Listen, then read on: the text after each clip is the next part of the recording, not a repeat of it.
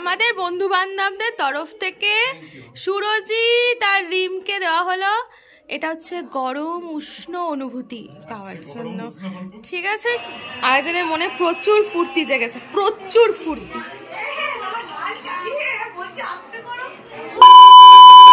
Good morning বন্ধুরা, কেমন আছো সবাই? আশা করি তোমরা ভীষণ ভালো আছো, সুস্থ আছো।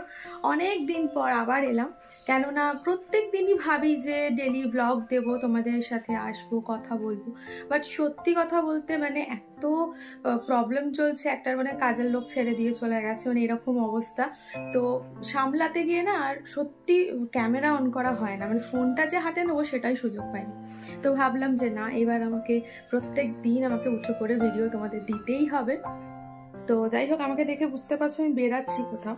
তো যাচ্ছি হচ্ছে সুরজিৎ রিমের ফ্ল্যাটে, আজকে ওদের গৃহপ্রবেশ। অনেক দিন থেকে একটা ওদেরও মানে একটা আশা, ফ্ল্যাট কিনবে, গৃহপ্রবেশ। তো সেই দিনটা আজকে চলে এসেছে। আর তোমরা জেনেই থাকো যে আমরা এই দুটো তিনটে বন্ধু মানে এতটাই ফ্যামিলি মানে ক্লোজ, মানে পুরো ফ্যামিলি মেম্বার। তো সেজন্য আমরা যাচ্ছি, আর আমরাও 2.5 দিন থাকবো ওদের সাথে।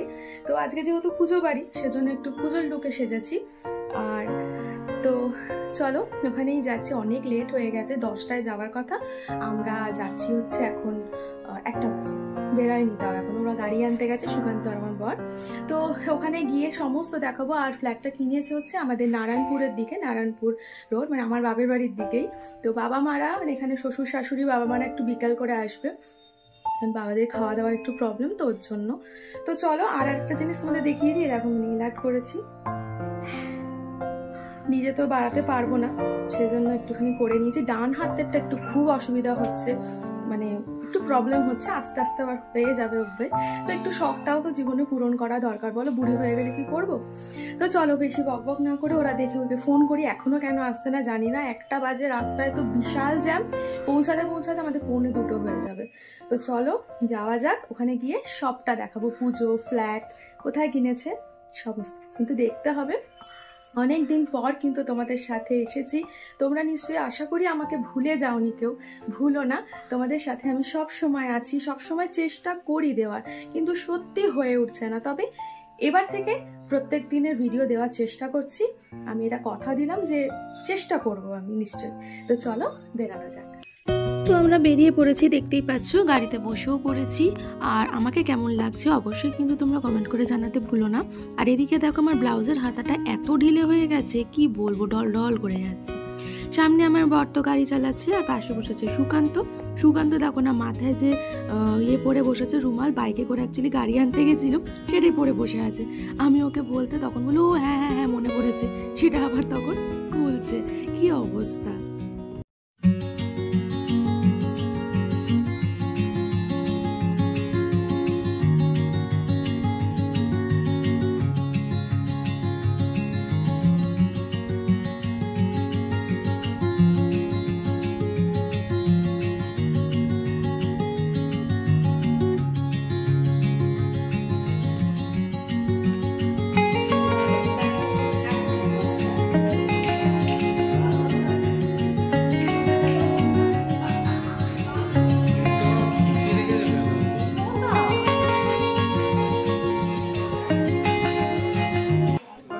ওদের তো পুজো অনেকক্ষণ চালু হয়েই গেছে, এসে দেখলাম যে অনেকটাই হয়ে গেছে, মানে প্রায় শেষের দিকে পুজো। আমরা তো অনেক লেট করে বেরিয়েছি না, আর ওদের পুজো শুরু হয়েছে সকাল 9:30 10টা থেকে। তো স্বাভাবিক আমরা 1টায় বেরিয়েছি, পৌঁছেছি 1:45 নাগাদ। তো সেখানে তো পুজো শুরু হয়ে শেষ হয়ে যাওয়ারই কথা। তো তখন অঞ্জলি চলছিল পুজোতে, আর হোমও বাকি ছিল। তো যাই হোক, আমরা যে পুরো পুজোটা কমপ্লিট হওয়ার আগে ঢুকে পড়েছি, এটাই আমাদের কাছে কিন্তু অনেক বড় ব্যাপার। নাহলে সুরজিৎ আর রিম বলতো তোরা বাড়ি চলে যা, তোদের আর আসতে হবে না, এরকম ব্যাপার। তো এটাই অনেক যে আমরা পুজো শেষ হওয়ার আগে আগেই ঢুকেছি।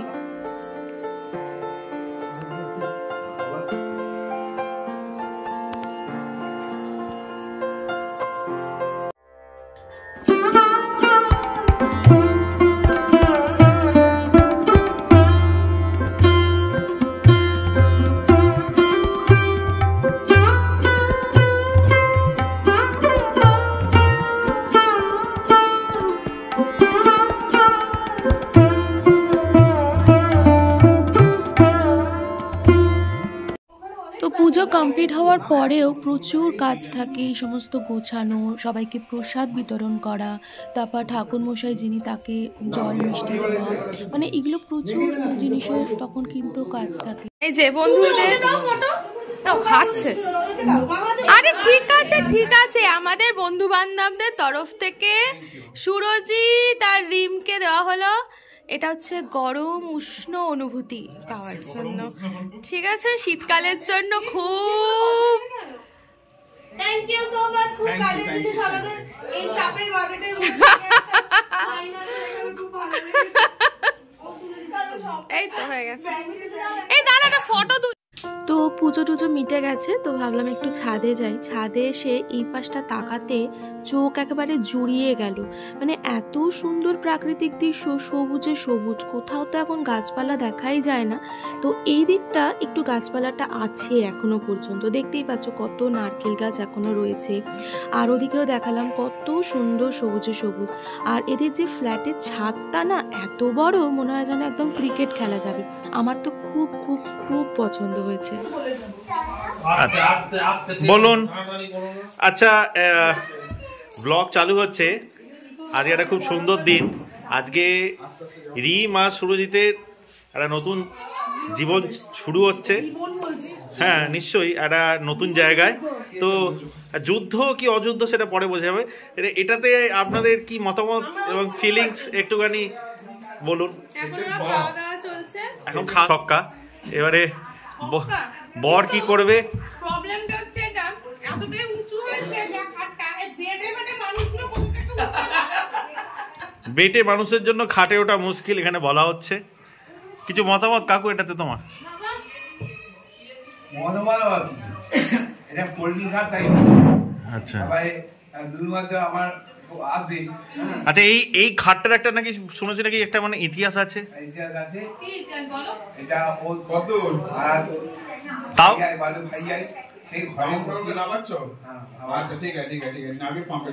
তাও মোটামুটি কতদিন পুরনো খাটটা? 30 বছরের খাট, মানে লগভগ সুরজিতের এজ। না, এই পুরনো দিনের খাট, পিওর সেগুন। লোহা কাঠ ডাইনিং টেবিল আছে, ওটা দেখেছি মার্বেল ডাইনিং টেবিল। কাজ করছি, টাকা লাগে। আপনি যে আপনি বললে মার্বেল দেবে। কি প্লেটে কি কি আছে? প্লেটে একটা দেখি আলুর দম ছিল, ফুলকপি, রাইস, চাটনি, পাপড়, মিষ্টি। চাটনি তো নেই। আচ্ছা, না এখন আমি হেলথ কনসিয়াস।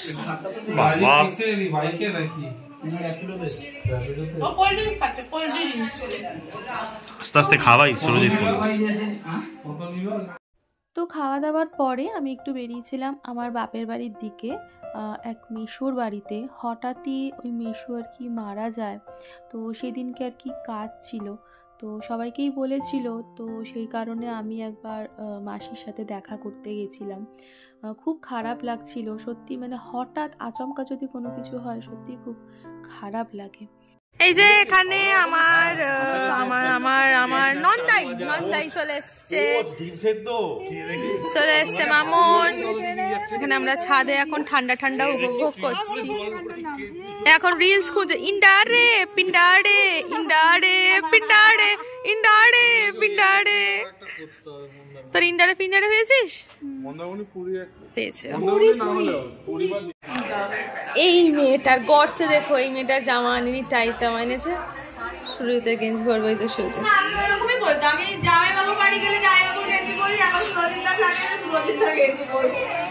আমিও নিয়ে নেবো, ও নিয়ে নেবে, সুকান্তও নিয়ে নেবে, সবাই এক করে গেঞ্জি পরবে।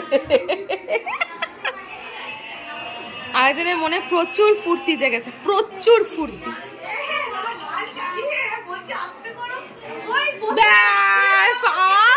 জীবনের প্রচুর চাপ, এটাই চাই।